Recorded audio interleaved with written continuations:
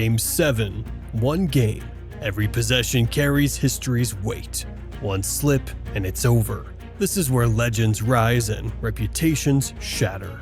These are the leaders who have consistently guided their teams to triumph in the face of overwhelming odds. Phil Jackson, the Zen Master, 25-11 in closeout games. 6 Game 7 wins. Never lost a finals Game 7. His triangle offense thrived under pressure, forcing defenders into impossible choices. Jackson didn't just coach, he controlled egos, elevated stars, and built dynasties. Jordan, Kobe, Shaq. He understood the rhythm of a game, the psychology of winning, spectacular passes, move the ball, and move it on, and when to let his players take over. His teams didn't panic, they executed. His calm under pressure became his team's greatest weapon. If there's one coach you trust when the moment is biggest, it's Phil. Greg Popovich, the basketball professor, 3-3 in Game 7s. But his defining moment, the 2005 Finals, overtime against the Pistons. A defensive chess match, a war of attrition, and Pop's Spurs emerged victorious with discipline and team-first basketball. Pop's system, fundamentals, execution, discipline. Every player had a role, every possession counted. But here's the debate. Can he win without Tim Duncan? That question lingers, a testament to Duncan's impact. Pop's legacy is discipline, teamwork, and a relentless pursuit of excellence. A former military man, his coaching style reflects structure, accountability, and mental toughness.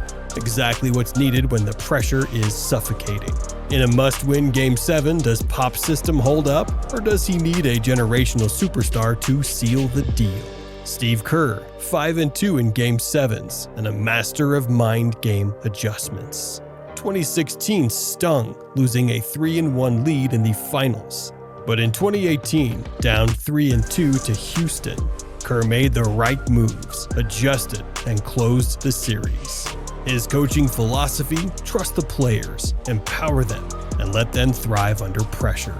That's what makes him elite. He doesn't just dictate strategy, he builds a culture where instincts, confidence, and adaptability take over in the biggest moments. Kerr connects, inspires, and unlocks greatness. His teams deliver when it matters. Strategic brilliance plus player trust equals an era-defining formula.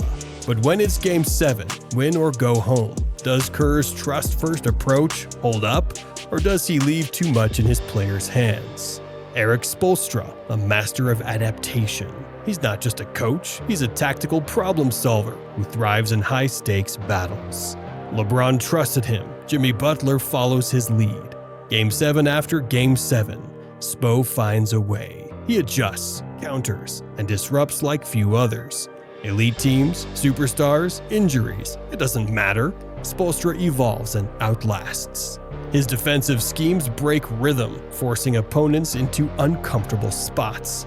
But Spo's edge isn't just X's and O's, it's mental warfare. In 2013, he introduced heat culture sessions, meditation, visualization, mind training. When LeBron cramped up in the finals, he didn't panic, he refocused. That's Spoelstra: tactical precision, psychological mastery, and relentless innovation. But does his adaptability give him the upper hand in a Game 7, or does he overthink the moment? Could Spo's ability outthink Phil's Zen mastery? Tyronn Lue, the only coach to lead a 3-1 finals comeback. Facing the 73-win Warriors, he exposed their vulnerabilities, adjusted on the fly, and flipped the series. He benched Kevin Love, put LeBron in the post, and dared Steph to beat them inside. Every move was calculated. Lue stays calm under pressure. He challenged LeBron, demanded more from Kyrie, and made every adjustment count. He's a pure tactician, a fearless motivator, and a coach who thrives in chaos.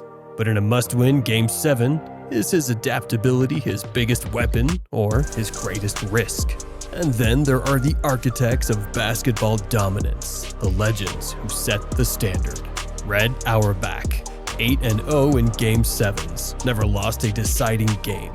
The ultimate closer, rings on rings. Pat Riley, rings with Showtime Lakers and 06 Heat. Grit, killer instinct, relentless. Chuck Daly led the bad boy Pistons, outmaneuvered Jordan, built a defense no one wanted to face. These coaches didn't just win, they built dynasties, defined eras, and rewrote the blueprint for championship basketball.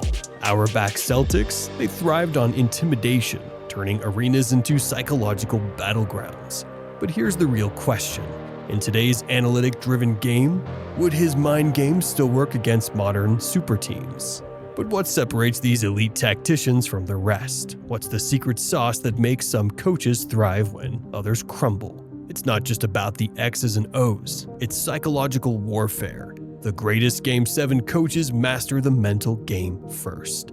Phil Jackson's pre-game meditation sessions weren't just spiritual mumbo-jumbo, they were tactical preparation, training his players to stay centered when chaos erupted. When Kobe wanted to take over, Phil knew exactly when to pull the reins and when to let him loose.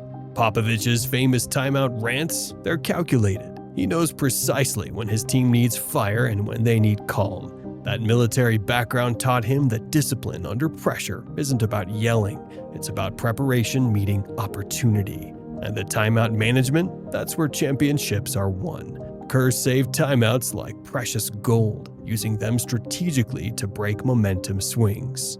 Spoelstra's whiteboard wizardry during those precious seconds often yields the most crucial baskets of the game. The elite coaches know something the others don't. Game 7s are decided in the margins. The subtle defensive adjustment, the unexpected rotation change, the carefully chosen words during that final huddle. That's the difference between immortality and joining the ranks of the almost greats. Game 7 breaks some coaches. History tells the same story, same failures, same collapses, same heartbreaks. When the pressure peaks, some coaches rise, but some, they fold every single time. These coaches don't just lose, they gift wrap the trophy for the other team. Doc Rivers, 10 Game 7 losses, but when you hear his name, one stat stands out. 3 blown 3-1 leads. 2003, 2015, 2020. The pattern is brutal. When the pressure mounts, his teams unravel. Costly mistakes, fading composure, stars struggling to close. The weight of expectations seems to crush his squads, and the ghosts of past failures haunt every possession. Did Rivers' loyalty to veterans cost him crucial adjustments? In 2020, his over-reliance on Kawhi's isolation plays left the Clippers predictable and doomed. Mike D'Antoni, live by the 3, die by the 3. 2018 versus the Warriors, 27 missed threes in the Western Conference Finals. More bricks than a construction site. His offense thrived in the regular season, but in the playoffs, when defenses tightened, it faltered. No plan B, no defensive backbone. Was it bad luck or proof that his system collapses under pressure? Jerry Sloan, a legendary coach but never a champion. 0-2 in Game 7s. His teams played tough, disciplined basketball, but in the biggest moments they fell short. Couldn't get past Jordan's Bulls. Couldn't close when it mattered most. Lenny Wilkins, the winningest coach in history, but 3-7 in Game 7s. Brilliant basketball mind, but when the pressure spiked, his teams often faltered. Tough luck or a pattern? Great coaches, but when legacies were on the line, they came up short. But what truly separates the winners from the ones who crumble? Is it strategy, mental toughness, or is it just bad luck? Let's find out. One game, one chance. Who do you trust to lead you to victory? Is it Phil Jackson's rings, his ability to manage superstars and orchestrate dynasties, his ability to keep a cool head when all around him are losing theirs? Is it Auerbach's invincibility? An 8-0 Game 7 record is untouchable, but could his cigar-smoking swagger outsmart Spoelstra's analytics? Or would modern teams be too much for the old tactics? Is it Riley's killer instinct, the relentless drive that fueled multiple championships, his ability to instill fear into his opponents? Is it Daly's toughness, the mastermind behind the bad boy Pistons, unshaken in the biggest moments? Or is it Ty Lue, the only coach to overcome a 3-1 finals deficit and outmaneuver a 73-win team? Picture this: 1998, Game 7, Bulls down 2. Jordan nods, the triangle flows, MJ rises, legacy sealed. Now, 2016, Ty Lue, a rookie coach, stares down the 73-win Warriors. Down 3-1, he benches Love, unleashes LeBron as a role man, and rewrites history. Two eras, two philosophies. Who transcends time? Auerbach Celtics thrived on intimidation, turning arenas into psychological battlegrounds. But in today's analytics-driven league, could Spoelstra's positionless basketball dismantle old-school dominance? Could Kerr's modern spacing outmaneuver Riley's physicality? Would Phil's Zen teachings hold up against today's relentless pace? The debate isn't just about X's and O's. It's about eras, evolution, and the unyielding hunger to win. Who do you entrust with your legacy when everything is on the line? Do you go with tradition or innovation? For a young, fast-paced team, Kerr's system might shine. For a battle-tested squad, Phil's mental mastery could be the key. One game, one choice. Who do you pick? The throne is open. Who claims it? Click below. Vote, debate, defend your pick. Is it the Professor Popovich, the Zen Master Jackson, or the comeback king Ty Lue? Imagine Phil Jackson versus Eric Spoelstra in a 2025 Game 7. Who outcoaches whom? We broke down the strategic brilliance of Phil Jackson, the tactical precision of Greg Popovich, the player empowerment of Steve Kerr, the adaptability of Eric Spoelstra, and the resilience of Tyronn Lue. We exposed the shortcomings, Doc Rivers' collapse, Mike D'Antoni's offensive tunnel vision, and the Game 7 ghosts haunting Jerry Sloan and Lenny Wilkins. What's the story to be written by coaches like Mark Daignault, Nick Nurse, Joe Mazzulla, etc.? The ultimate question remains, who owns Game 7? My pick? Tough call. Phil's 6-0 Finals Game 7 record is insane.